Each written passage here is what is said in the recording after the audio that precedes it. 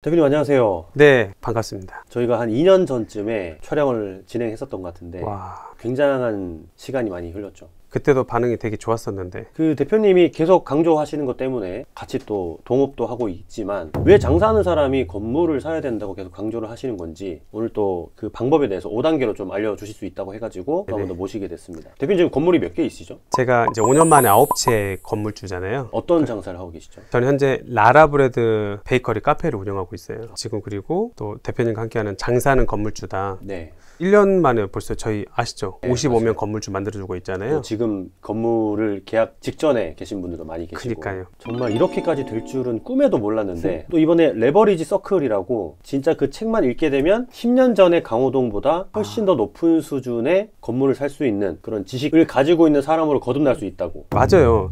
오늘은 그 내용 중에 현실적으로 자영업자가 만약에 월 300만 원을 벌고 있다. 그러면 이분이 어떻게 건물을 살 수 있는지에 대해서 5단계 스텝으로 말씀을 해주신다고 하셨잖아요. 사실 국세청 통계를 보면 자영업자들의 평균 소득이 네. 200만 원도 채 안 되거든요. 사실 월 100만 원, 200만 원 버는데 건물 사러 하는 건 너무 말이 안 되는 거니까 기준을 300만 원이라고 잡고 여기에서 어떻게 시작을 하면 좋은지 내용을 말씀해 주시면 좋을 것 같아요. 좋습니다. 저도 버킷리스트였어요, 막연히. 그리고 15년 동안 월세를 제가 8억을 냈어요. 8억. 그러니까 야, 네 건물주 됐겠다. 상사하는 사람은 그런 많이 하거든요. 4억 내고 5억 내고. 실제로 방법을 보고 쪼개고 보니까 스펙트럼을 넓혀 보니까 적은 돈으로도 건물주가 될 수 있었더라고요. 자, 이게 진짜 중요한 내용이라서 그러면 이제 5단계 스텝인데 서울권도 가능하고 경기권도 가능하고 지방권도 가능한 부분이라는 거 좀 명심해 주시면 좋을 것 같고, 자, 그럼 첫 번째 월 300 자영업자가 뭘 하면 될까요? 첫 번째 단계는 먼저 1단계는 더블 SS라고 얘기해 드릴게요. 스터디하고 네. 앤 세일즈. 아, 스터디 앤 세일즈. 네네. 그럼 스터디는 어떤 걸 말하는 거예요? 스터디면 딱 뭐 학습이잖아요. 제가 5년 동안 건물주가 9채가 됐었고 네. 1년 동안 55명 건물주를 만들어주면서 느낀 게 있었어요. 상위 이제 20%가 80%를 뭐 먹여 살린다는 뭐 파레토의 학자가 뭐 그런 얘기를 하는 것처럼 그렇죠. 상위 위 피라미드가 5단계, 4단계, 3단계, 2단계, 1단계가 있으면 이 1, 2단계가 저희가 건물주라고 보면 5단계, 4단계 이분들이 2단계까지 바로 건물주가 되는 건 쉽지 않죠. 현실적으로. 네, 현실적으로. 그러면 결국은 이 5단계 제일 밑바닥에 있는 그분들을 준비를 시켜드리기 위해서는 학습이 필요한 겁니다. 기초 이론이나 완전. 개념이나 네. 어떤 마인드 학습도 포함이 되는 거네요. 맞아요. 정확히 그렇습니다. 그러면은 그건 알겠어요. 그럼 세일즈는 뭐예요? WS라고 하셨잖아요. 저도 장사를 해봐서 절대 노동소득으로 경제적 차이 못 누리거든요. 장사만 뼈 빠지게 제가 해봤자 안 된다는 걸 알았어요. 왜? 제가 5년 동안 1000만 원씩 계산해봤자 네. 6억 벌었어요. 6억. 근데 9채 건물주 되면서 엑시트한 것도 있을 거 아니에요. 네. 그거를 해보니까 34억을 벌었더라고요. 아, 그러면은 세일즈라는 게 건물을 사기 위한 어떤 최소한의 조건을 갖출 수 있는 매출 향상이 세일즈와 일맥상통하는 키워드네, 그죠? 오브코스 물론이죠. 아, 그러면 어쨌든 그러면 월 300에서도 조금 더 올려야지만 500도 한 올라가고. 500 정도. 네. 아, 그러면 가능성이 있다. 네, 가능성이 아니라 건물주 될 수 있어요. 아, 그리고 그래요? 월세도 안 밀린다는 전제하에. 아, 그러면 첫 번째는 어쨌든 더블 SS 해가지고 스터디 앤 세일즈 이해가 됐어요. 네. 자, 거기까지 했어. 매출도 높여서 순이익도 좀 올렸어요. 2단계는 뭐예요? 바로 또 건물주를 할 수는 없잖아요. 네, 2단계는 뭘까요? 딥러닝 어플리케이션입니다. 딥 러닝 어플리케이션이? 어플리케이션이 여러 가지로 쓰잖아요. 뭐 네네. 이를테면 저희 유니폼이나 간판 사인물 이것도 어플리케이션이라고 말을 해요. 그렇죠. 앱만 얘기하는 건 아니고 그러니까 여기서 말하는 건 저는 응용하는 걸 얘기하는 겁니다. 응용. 네, 그러면 딥 러닝은 뭐예요? 말 그대로 깊은 학습. 아, 1단계 했었던 학습보다 좀 더 깊게 해야 더 되는 들어가야죠. 거. 그러면 심화 스터디, 딥 러닝이랑 또 어플리케이션, 응용 어떤 걸 의미하는 걸까요?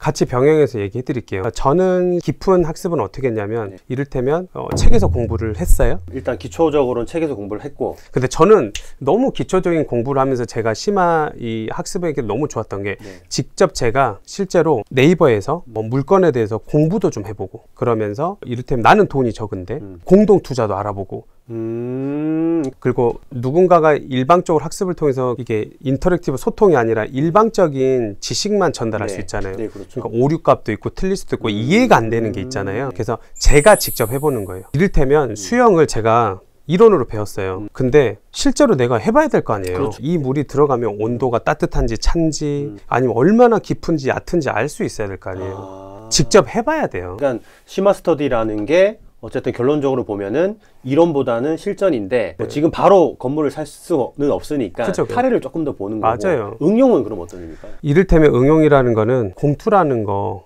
공동 투자의 줄임말인데 공동투자. 네. 뭐 저희도 공투를 했지만 공동 투자는 제가 말하는 이 레버리지 서클에 다 노하우가 다 나와 있죠. 1년 만에 55명 건물주 만든 느낀 건 대부분 1억, 2억, 네. 3억 큰 돈이 있지 않아요.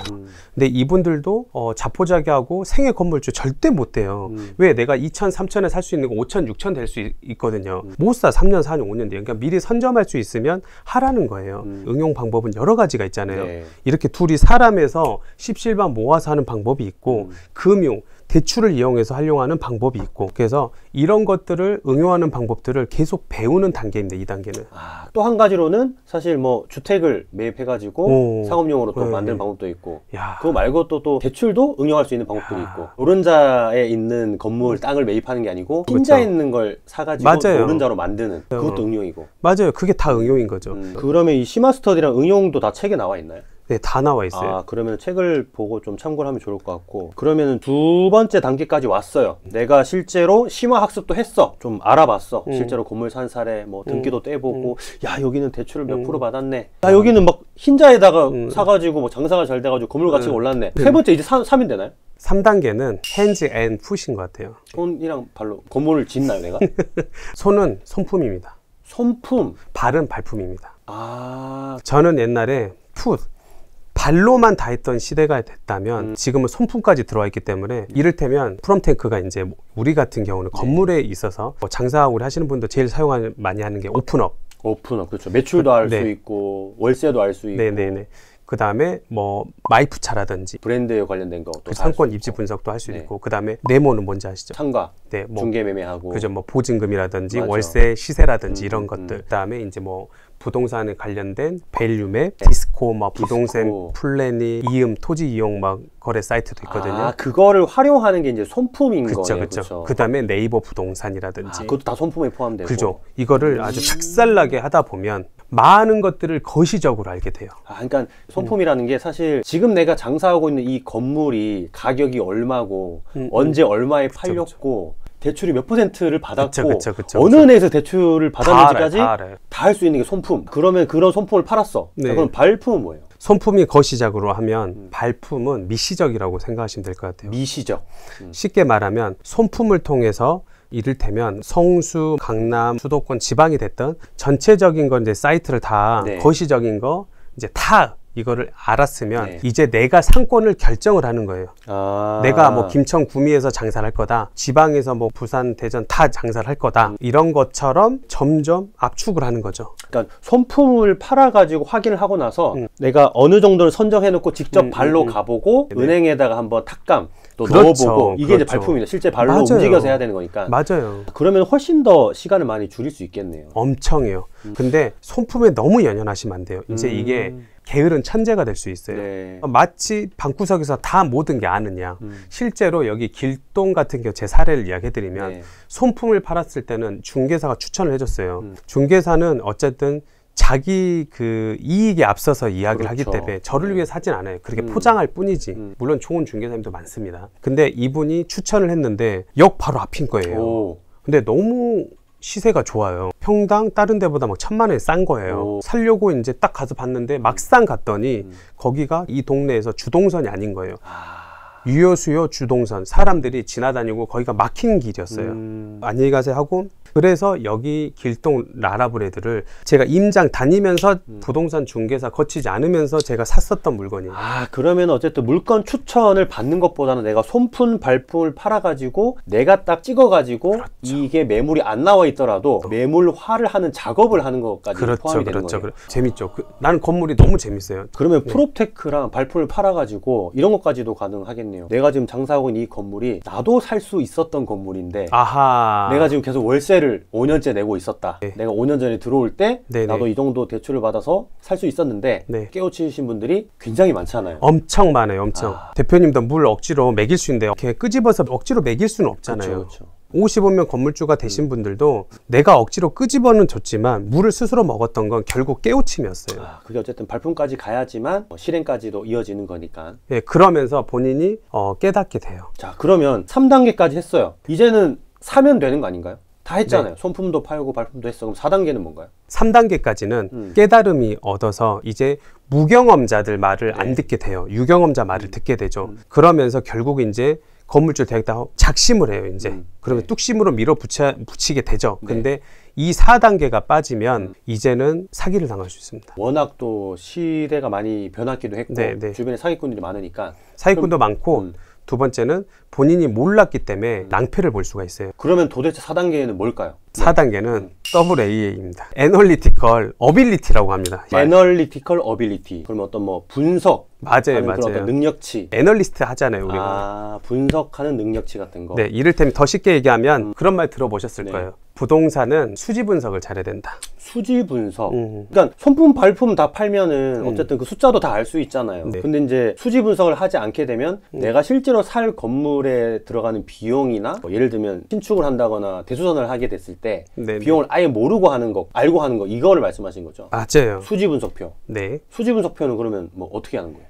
이 단계 너무 중요하는데 분석을 거시적으로 막 돌아다니면서 손품 발품 팔면서 남의 거를 다 했잖아요. 데이터가 막 이제 산재돼 있겠죠. 이제 내 거 해야 되잖아요. 내 거. 장사를 하려면 매출이 나오면 쭈르르륵 나오면 대표님 뭐가 나와야 되죠? 나중에 이제 손익계산서가 나오죠. 근데 혹시 그거 장사 안 해보고도 손익 나올 수 있어요? 나오기가 힘들죠. 그냥 추정치밖에 안 되죠. 추정치죠. 추정치는 완전 다를 수 있잖아요. 완전 다르죠, 장사는. 근데 수지 분석은 추정치가 싱크율이 90%가 맞아요. 그러니까 장사는 사실 추정은 할 수 있지만 손님이 정확하죠. 얼마나 올지 모르기 때문에 직감으로 하는 거니까 사실 긍정회로밖에 못 돌리거든요. 몰라요. 당연히 손님이 많이 온다고 넣을 수밖에 없는데 수지 분석표는 거의 싱크율이 90%다. 그러면 그 수지를 분석할 수 있는 어떤 툴이나 사이트 같은 게 있는 걸까요? 이게 시장에 지금 조금씩 인터넷에 나와 있는데 정확하지도 않더라고요. 그거 참고하지도 마시고 제 책을 참고하시면 거기 제가 그거를 넣었어요. 이거는 꼭 필요하다. 복잡하고 다단계를 제가 총 압축해서 엑셀표를 싹 만들어 놨어요. 이 건물을 샀을 때 네가 사업성이 맞아 안 맞아. 너 이거 장사해서 하는 건 알겠는데 이거 살 수 있어 없어. 그리고 너 이거 사야 돼 말아야 돼. 이게 논리 정연해서 대표님도 논리 정연하고 되게 객관화된 사람이잖아요. 맞아요. 그래서 마지막에 저희가 4단계 때 대표님이 수지 분석표를 가지고 오셔가지고 저한테 하나하나 설명을 했죠. 그거를 보면서 되네 이거는. 그렇게 결정하고 이제 건물을 산 거니까. 어쨌든 핵심은 장사 같은 경우는 사업을 하기 전에 나만의 어떤 긍정 회로를 돌려서 매출을 추정해서 어떤 내가 기입을 할 수밖에 없는데 부동산 수지 분석표 같은 경우는 사실 객관적인 숫자 데이터들이 다 나와 있으니까 땅값이라든지 내가 얼마에 계약할 건지 금리도 나와 있고 뭐 탁감을 하면은 어떤 금리대로 우리가 빌릴 수 있는지 다 나올 수 있으니까 그걸 넣고 나면 거의 90% 싱크율로 그 수지 분석표 결과대로 내가 사업을 진행할 수 있다라는 거잖아요. 네, 너무 정리해 주셔서 감사하고 그래서 제가 한마디로 느낀 건 장사를 할 때는 아까 이익이 나오려면 어찌됐든 우리는 과학자 똑같잖아요. 검증을 하려면 가설, 수정, 보완, 실험하면서 계속 결국은 돌다리를 건너야 돼요. 안 건너면 이 장사가 결과값이 안 나오니까. 부동산은 돌다리도 두들겨보고 수지도 분석해보고 이게 디딤돌인지 장애물인지 체크도 해보고 이런 자료들 방대한 거를 제가 쉽게 대입할 수 있고 초보도 알 수 있게끔 제가 다 내용을 다 정리 깔끔하게 해놨어요. 4단계까지 수지 분석까지 했어. 마지막 5단계 Going straight. Going straight. 실행하라는 뜻인 거죠. 맞아요. Keep going 하라고요. Keep try 하라고요. 제가 수많은 건물주를 만들면서 공통점을 발견했어요. 분석을 엄청 잘해버려. 너무너무 천재야. 가야 돼. 계속 그러면서 공부만 뒤지게 하고 경매 뭐 유명한 사람 다 따라다녀요. 쓴 돈만 해서 뭐 2천만 원 썼대요.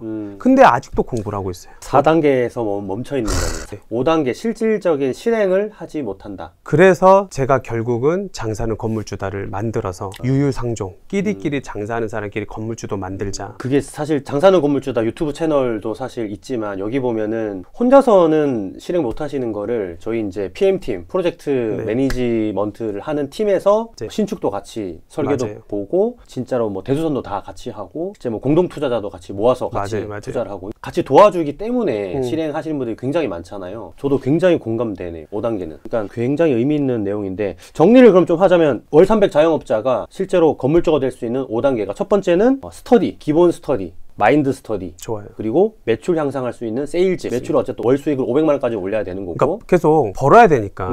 2단계가 심화 스터디를 하고 일반적인 건물 매입 말고 내가 조금 소득이 적어도 건물을 매입할 수 있는 응용 전략들도 한 번 더 공부해 보는 거. 그렇게 2단계까지 하고 나면 어쨌든 이제 프롭테크를 활용해서 손품이랑 또 발품을 팔아서 실제 매물 같은 것도 보고 은행의 탁감도 좀 맡겨보고 맞아요. 실제 그 현장에서 느껴보는 거죠. 맞아요. 이렇게 3단계 끝나고 나면 진짜 중요한 투지 분석표를 맞아요. 가지고 맞아요. 내가 진짜로 이 건물을 살 거면 그 데이터 값을 다 집어넣어서 사업성이 있는지 결정을 해보고 나서 5단계 실행인데 이게 이제 힘들기 때문에 어쨌든 뭐 장사는 건물주다 자영업자 전문 우리 또 PM팀이 있으니까 네네네. 그 PM팀 통해 가지고 건물을 매입하고 뭐 신축하실 분들 신축까지 하시는 걸로. 맞아요. 이렇게 5단계로 좀 정리를 하니까 막연했던 자영업자 건물주 되기가 조금은 많이 와닿는 것 같아요. 그러니까 사실 그 레버리지 서클이라는 책 자체가 우리나라에서는 카테고리가 없는 책인 거 아세요? 그러니까 자영업자 관련된 책은 되게 많이 나오는데 자영업자가 건물주가 될 수 있는 어떤 이론이나 핵심사항 그리고 실제 사례를 실은 책은 단 한 권도 없습니다. 대한민국에. 그래서 이 책이 앞으로도 나오려면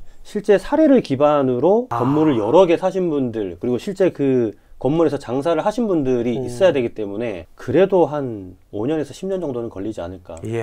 그래서 새로운 카테고리의 어떤 책을 쓰신 거에 대해서 굉장히 좀 깊은 경의를 표하고요. 어쨌든 오늘 인터뷰 응해주셔서 너무나 감사드리고 앞으로도 장사하는 건물주다 발전에 많이 좀 힘을 써주시면 고맙습니다. 감사하겠습니다. 저는 간절한 마음으로 나온 게 책을 파는 마음이 간절한 게 아니고 제가 이것 때문에 뭐 먹고 사는 문제는 아니니까 진짜 저처럼 당하지 말라고 제가 쓴 거거든요. 레버리지는 더 이상 건물주들한테 우리가 당하지 말고 우리가 활용해야 된다고 해서 왜냐하면 건물주들은 서클이라고 계속 우리들을 활용해서 불에 부차선을 넘어서 계속 돈을 벌었거든요. 그래서 그들도 설국열차 3등석 칸에 있던 사람들이 2등석, 1등석으로 다 간 사람들이에요. 자영업 직장인분들에게 많이 널리 알려주시고요. 저는 또 좋은 일을 더 많이 할게요. 그리고 끝으로 지금 힘든 시기잖아요. 제가 이 도종환 씨를 되게 좋아하거든요. 흔들리지 않고 피는 꽃이 어디 있으랴. 젖지 않고 가는 삶이 어디 있으랴. 그러니까 꽃도 이렇게 비바람 몰아치고 흔들리면서 온갖 고통 이겨내면서 피었다고 얘기하잖아요.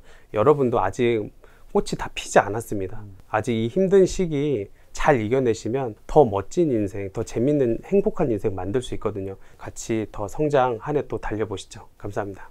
네, 오늘 인터뷰 응해주셔서 너무 감사드리고요. 오늘 감성적인 책팔이 감사합니다. 고맙습니다. 인터뷰 감사합니다. 네, 고맙습니다. 고맙습니다.